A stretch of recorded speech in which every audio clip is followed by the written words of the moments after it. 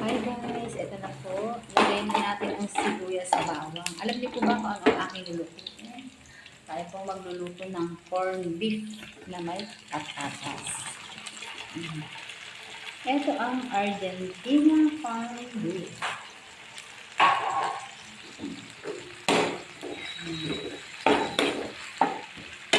Kakaibang recipe ko guys, ang aking gagawin.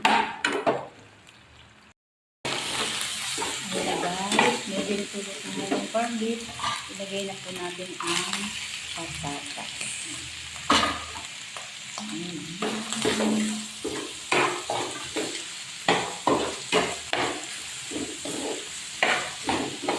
Diyan natin siya lang kaunting mga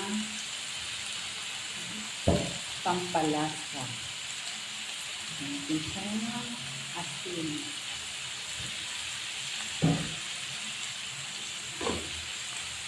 Siyempre, ang paminta. Ayan.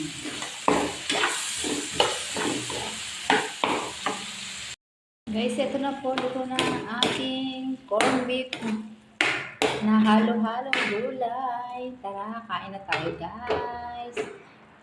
Thank you for watching. Mahilig din ako guys sa mga gulay, mga simpleng ulam lang. Ayos na yan sa akin. Baka magtaka po kayo kung ba't ito nilagyan ng konting tubig para lumambot po yung ating patatas. Ibang version naman po yan guys. Ilagay na natin itong at nagkuha ako ng konting kangkong dun sa aking tanim. Tapos meron din akong sili na fresh. Mga tanim ko yan guys. Sinama-sama ko lang. Ibang version na yan. Bahala na siya sa buhay niya.